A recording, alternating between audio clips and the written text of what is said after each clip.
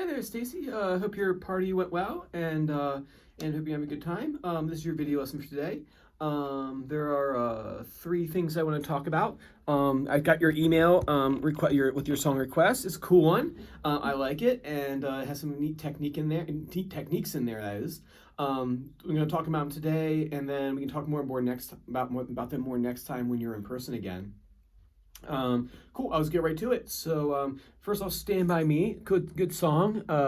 And the technique that they're using there is called pizzicato. It's like it's a palm mute basically. So in rock you call it like a palm mute. In more classical music you call it pizzicato.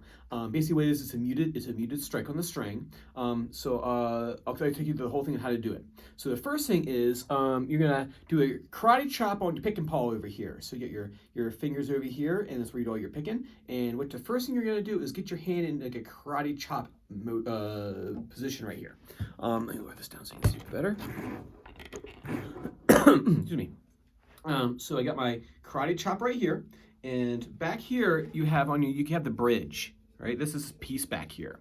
It raises the strings up high enough to clear the frets, and creates your action.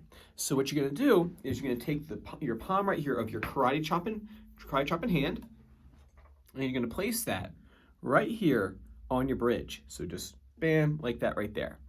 And then what you're gonna do is you're gonna raise this up, okay? And you're gonna take the side of your thumb, use the fleshy part of the thumb. So I don't use a nail or anything for this. And I'll come up to the string and I'll strike it for you. There you go. You can hear how if I play it normally, it's that sound, but if I put my finger over, let me move this closer so you can actually see what I'm doing. So I put my palm here, right, of my karate chopping hand. I bring my thumb up. So this is still maintaining contact right here. So you can still see I'm still touching the bridge back here. And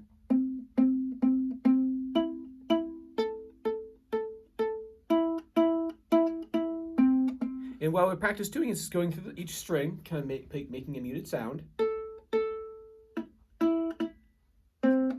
And depending on how high or how low you have your palm mute, your karate chopping hand, it will control how much mute you have. So if I do it like way over the strings like this right here, you can hardly hear anything.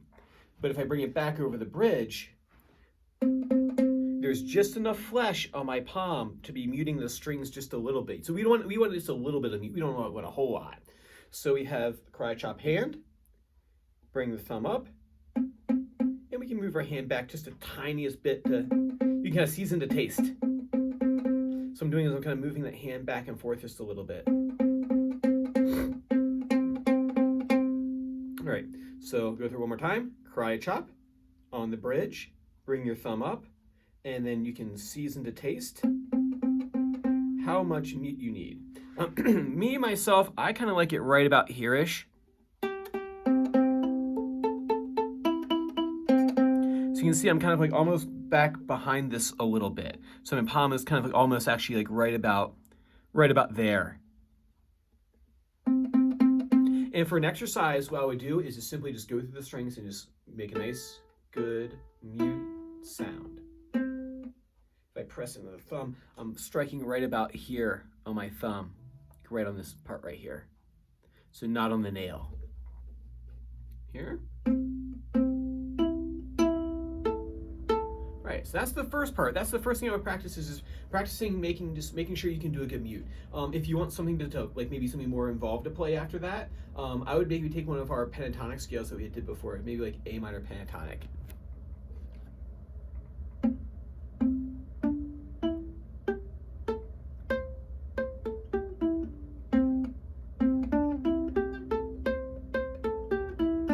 We can do more of that next time. We can get more involved in that. It's kind of beyond the scope of today.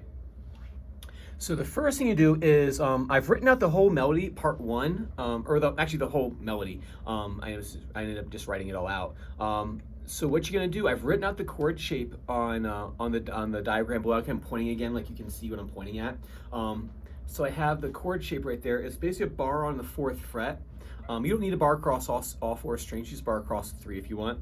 And then you take your middle finger and put it there on the 2nd string on the 5th fret. That's kind of the shape that he's in for this first part. So I would just get into that shape right there. And I would hit 5,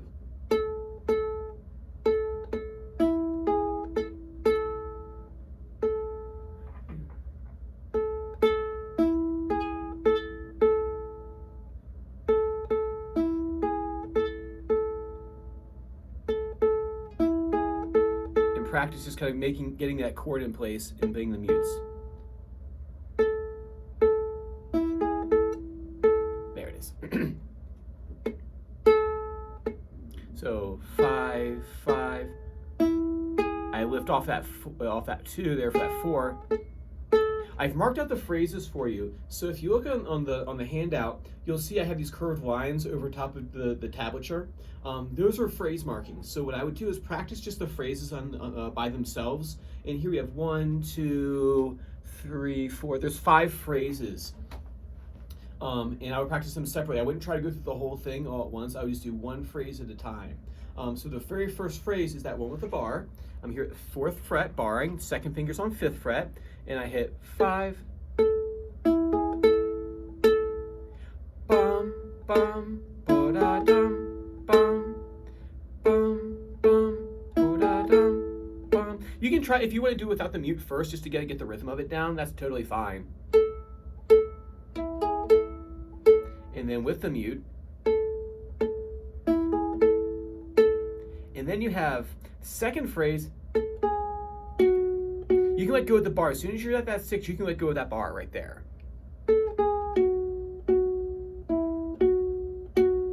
So 5, 4, 6, 6, 4, 6, 6. Third phrase, 6, 4, 2, 2.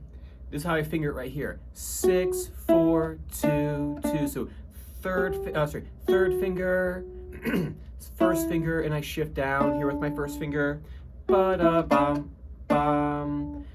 And then the next part number 3, 6, 4, 2, 6, 4, 4. So 2, 6, 4, 4. You can see what fingers I use. First finger, third finger, first finger, and then back to that shape again, back to that bar shape for the phrase number 5, 4, 5, 6. 4, 4, 5, 5, ba da ba ba, and that last one repeats again.